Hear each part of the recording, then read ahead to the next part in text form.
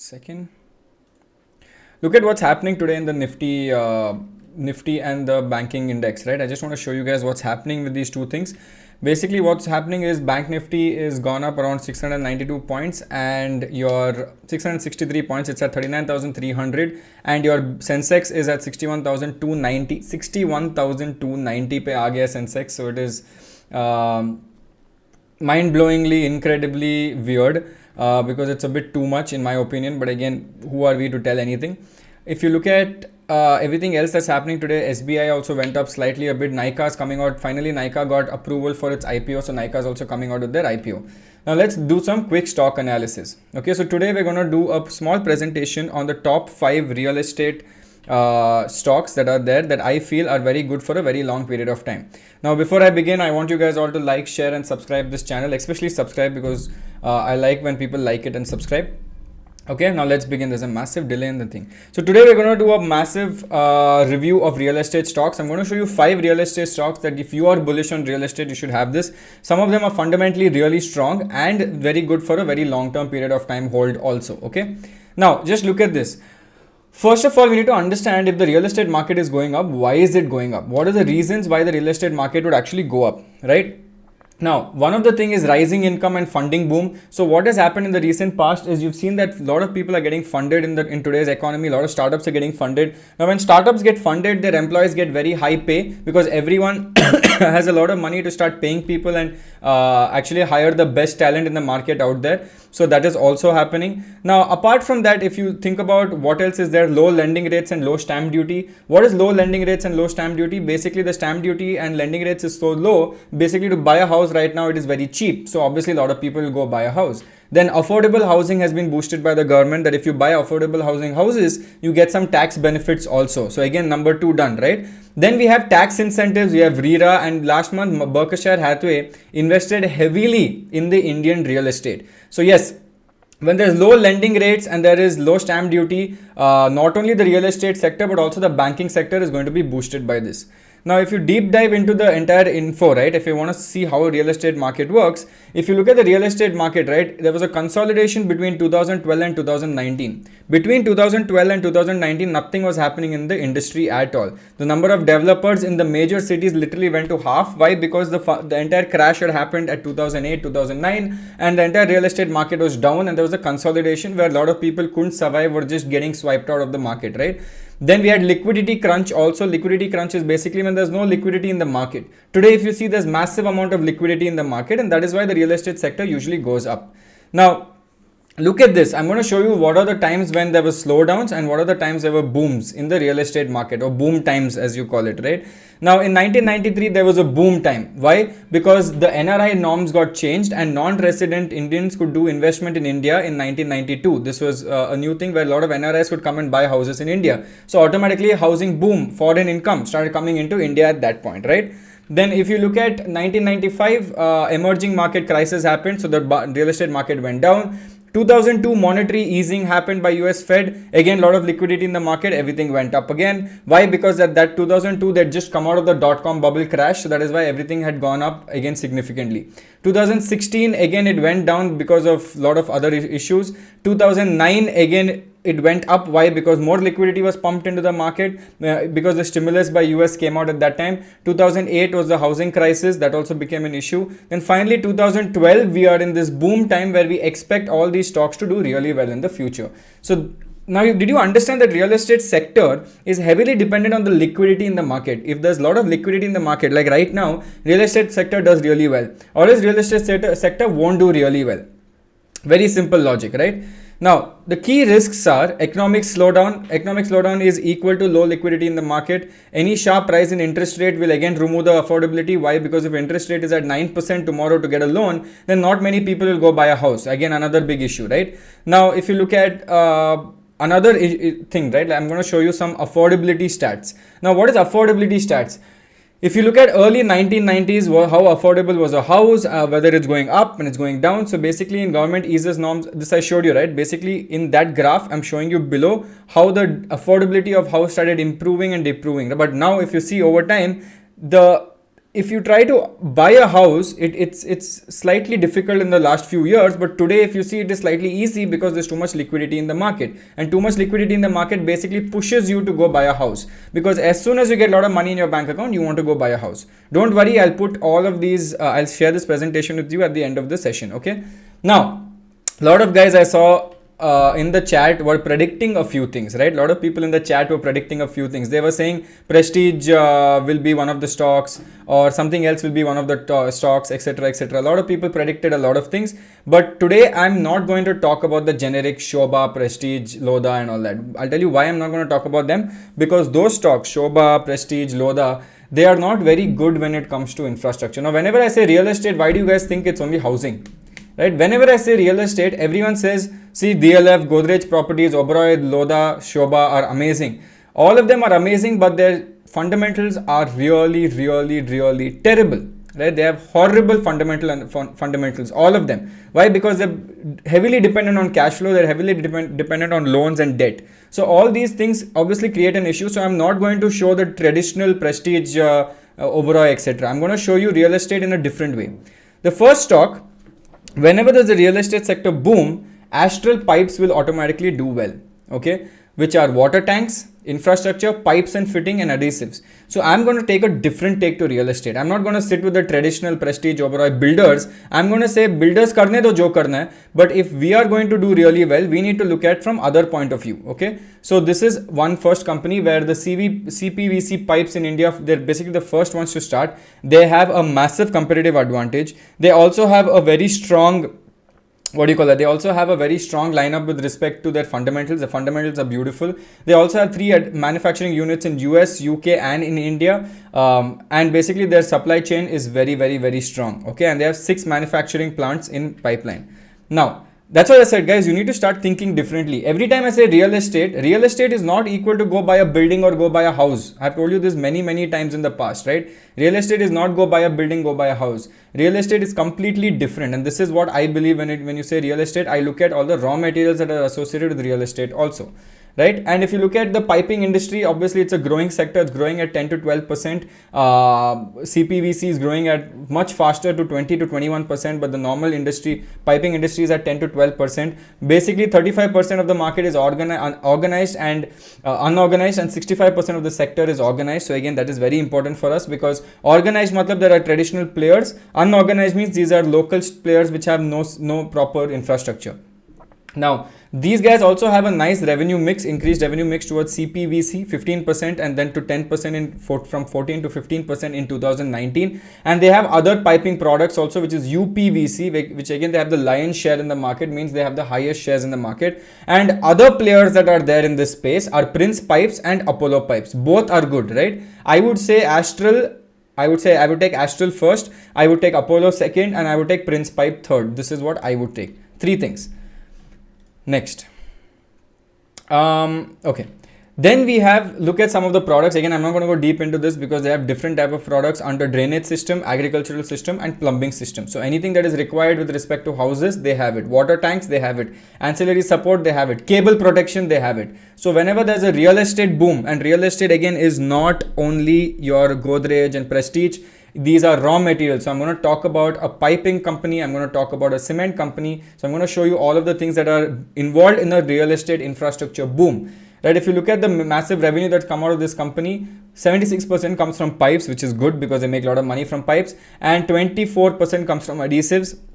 And you might remember this company. I don't know how many of you will remember this company, but this is that same company where Ranveer Singh comes and dances with Astral pipes like this, right? He comes and dances like that. So this is what Astral pipes is. Astral's valuation is very high. Everything is very high right now in the market. Nothing is normal. Now, if you want to look at their revenue, let me go out and show you the revenue from this place. One sec. Let me show you the revenues here. Currently, it is at 46,000 crore market cap. The P ratio obviously is very, very overvalued at 115, where the sector P is 64. If you look at the max chart right now quickly, consistent compounders, constantly going up constantly. If you look at the income, let's see if the income has been growing from the last 10 years. Yes, good income growth. good income growth, except 1 year, COVID year, no income growth. But apart from that, came back, bounced back with good income growth. EPS also is growing, net income is also growing, everything is growing. It's like a consistent compounder in the last 5 years. So this is why Astral is the stock number one that I like a lot, right? With respect to the real estate market. Now, this is their margins. You see how their margins are constantly going up. It's not going down. When the constantly margins are going up, it becomes very beneficial for all of us. Okay. The next stock that we will talk about, stock number 2, is called Acrisil. Okay. Stock number 2 is called Acrisil.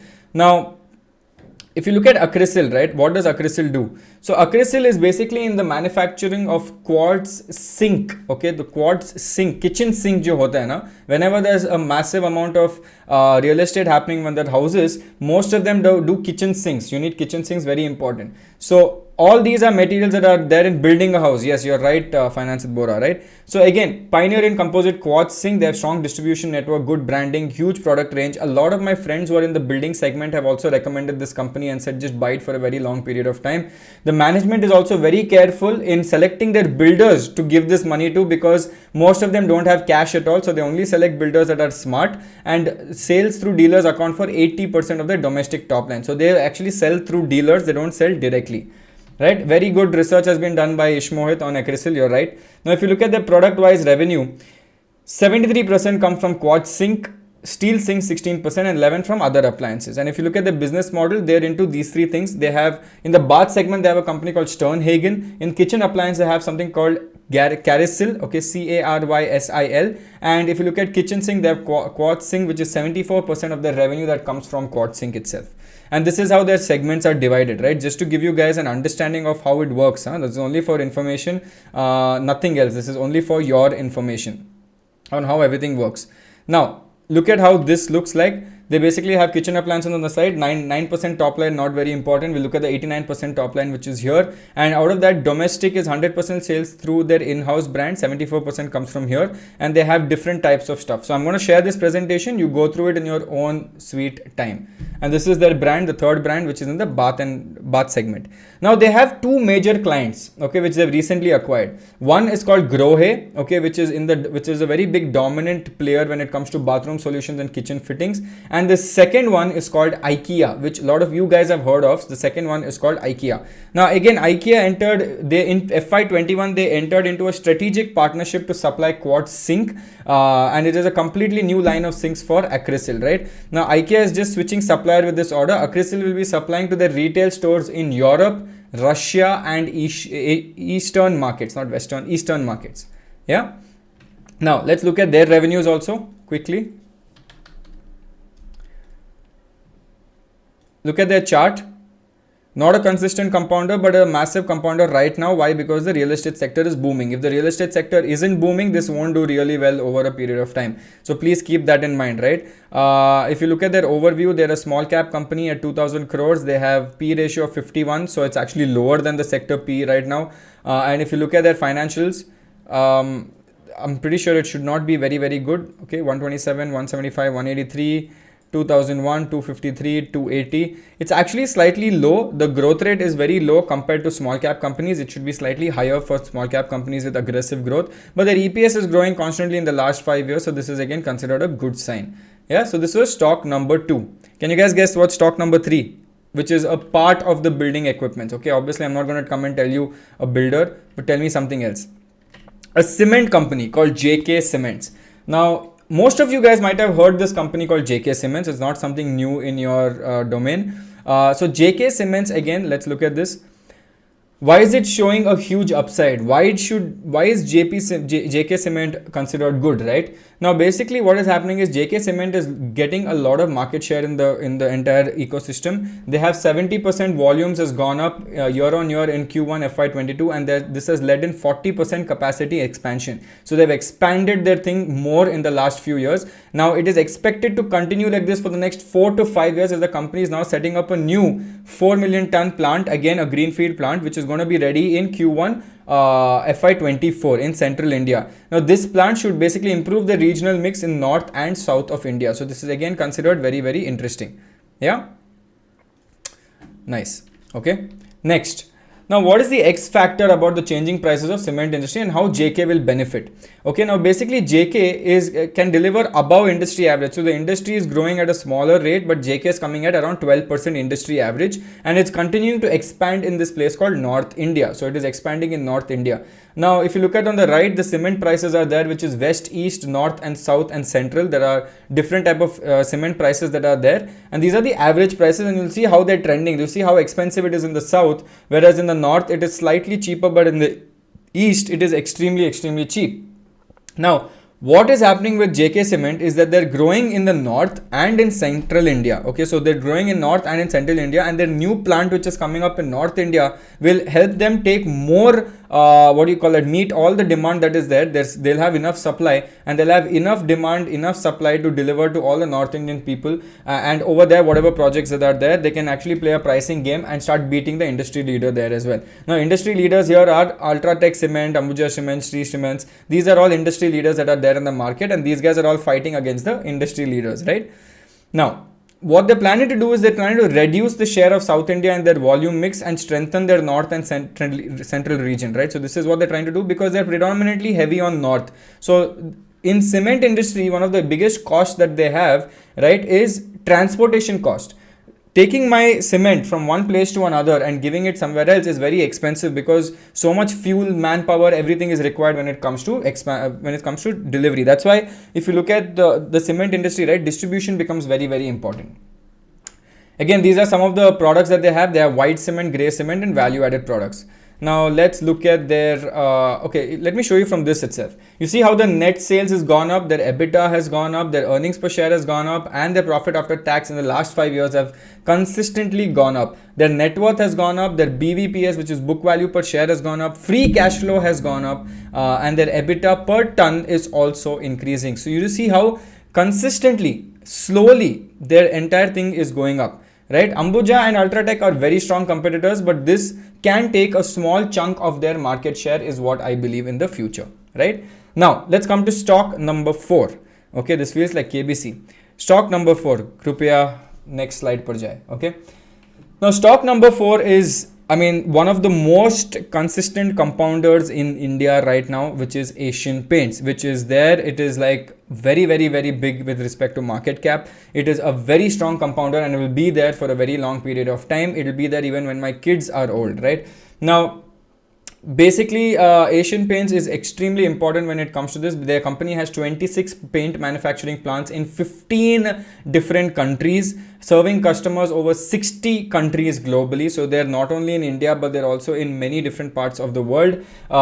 They also have a lot of joint ventures. They have a joint venture with PPG Industries Inc. USA. The international business basically contributes to 12% of the total revenue, which is mainly dominated by Nepal, Sri Lanka, and Bahrain, which are slightly neighboring places, right? Now, look at this.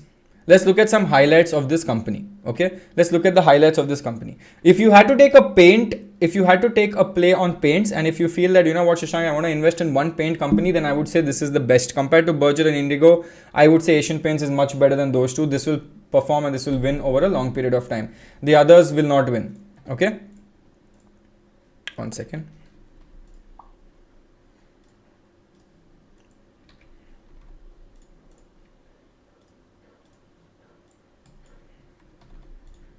Okay, next. Beautiful, right? Now, basically, they have a lot of sales coming from decorative volume. So if you've seen a lot of Asian Paints ads today, everyone's house is slightly decorative. They don't have this simple white or black or green. They have something different. They have a wallpaper. They have different type of paints that are there. And you'll see a lot of ads also coming where there are different new products coming out. Beach mein there was a healthy version of paints as well. Non-virus, non-bacteria, aisa sab aaya tha. But basically, demand has gone up again. During COVID time, demand didn't go up so much, obviously, because you couldn't go and paint a house during COVID time. But after COVID time, this is doing really well right now, and everything has picked up. They have $2.8 billion in revenue as a group revenue. They're the third largest paint company in Asia, 3 times nearest competitor in India. They're that big. They're 3 times more than the nearest competitor of India.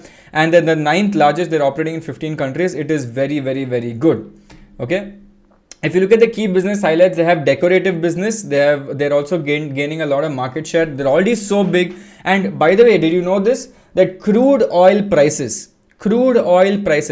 prices affects Asian Paints or affects any kind of paint company, right? So whenever there's an increase in the oil prices, it increases the cost of production for Asian Paints or any kind of paint company, right? So be aware of that. Whenever the crude oil prices go up, it is not very good for paint companies. Okay. Now, key risk to the company: increased raw materials. This is what I said. A lot of raw materials can go, the price of raw materials can go up, which leads to inevitable pricing going to the customer. Economic growth might slow down. So if a lot of people are not buying houses, then you're not painting your houses. And do you know this, that even if you're on rent or even if you have your own house, if you're on rent, if someone leaves your house, you have to paint the house. If you're owning a house, you still have to paint the house. Every few years, you paint the house. So this is something that is always going to be there for a very long period of time. And also, any slowdown in the auto industry will also affect industrial paint. Okay, so this is what it is. Now, if you look at their finances, sales growth, consistently compounding over the last 5 years. Profit growth consistently compounding. ROE fluctuating, but very high fluctuation. It's at 25 to 29. Anyway, it's good, right? 25 itself is good. No debt-free company, zero loan. ROCE is also quite high. If I show you why I call this the consistent compounder, look at this. Like these type of graphs you should love. Okay, let me do a max chart. Just look at this. Just look at the graph. Just look at how it's growing. Right, 2008 to 2012, it went up by 257%. 2013 to 2017, it went up by 163%. Now 17 to 21, it's gone up by 186%. And it's continuing to go. Kuch ruk raha nahi, it's not stopping anywhere. It doesn't have a problem. It is number one in the space. It is 3 times bigger than the other competition. So this one is chilling right now. They're like, you know what, nobody is even behind me. I'm running a new race and I'm Usain Bolt right now. So they're Usain Bolt in the paints industry, and they're very, very, very strong.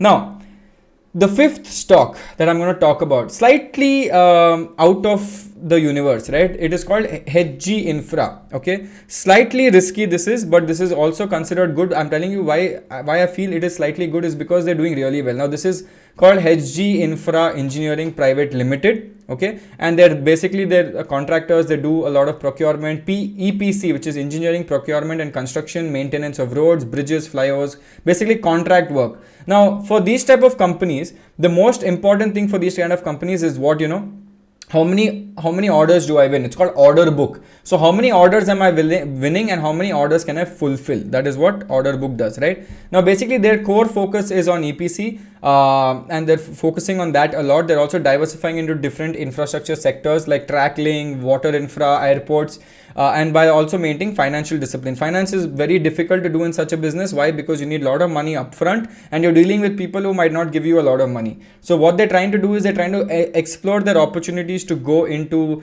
water infrastructure, airports and railways slowly, right? One by one, slowly.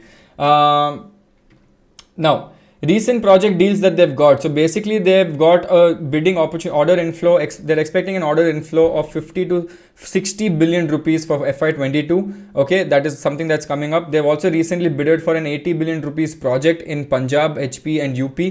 These are NHAI, which is national highway projects that are there. They have 3 new HAM projects coming up as well. They have a lot of capex. Capex means they want to buy more expenditure. They have maintenance capex. Maintenance means they have to take care of all these machinery that they currently have. Order book is at 2.8x, enhances revenue. Okay, this is also going up, and a strong order inflow is basically coming up in FY22 and for better execution in FY23. So usually what happens over a period of time, these things will start doing really well.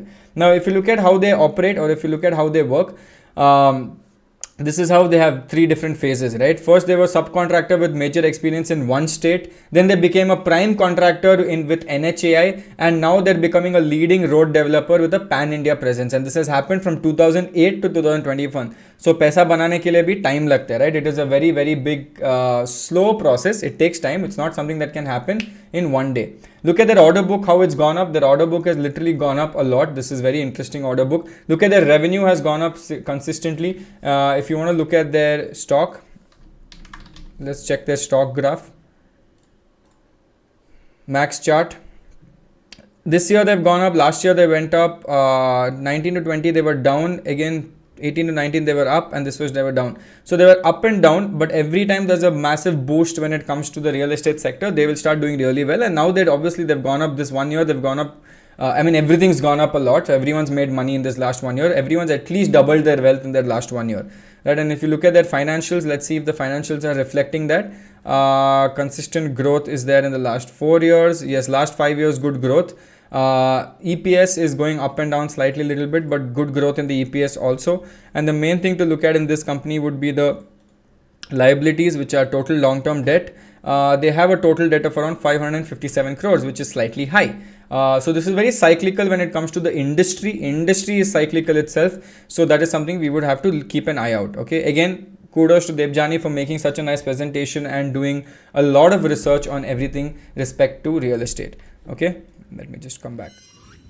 Now guys, what I want to tell you guys is basically, look, real estate market is, whenever someone says real estate, don't automatically think building and builders, right? That is not the real estate market. There are 100 things that happen in the background, which is also real estate. Raw materials come into the picture. Construction happens. So many things happens in the real estate market. So don't automatically picture yourself with an apartment, right? Now, the second thing I want to tell you guys, one more announcement. Today at 7 p.m. I'm going live. Okay, today at 7 p.m. I'm going live on the Scenes app in the Learn app community. I put the link below in the description, so you guys can join this. You can see me live. I'm going live with the founder of Learn app, which is Prateek Singh. So both of us are going to talk about how to build your income and how to plan to get your first 1 crore. So basically that is the plan. I will share this presentation immediately after this, but I want more likes to come because I don't see likes coming in. So please like, share and subscribe, and I'll see you today at 7 p.m. in our entire episode on the Scenes app. Okay, so I'm going to see you guys on the Scenes app. I'll see you guys soon.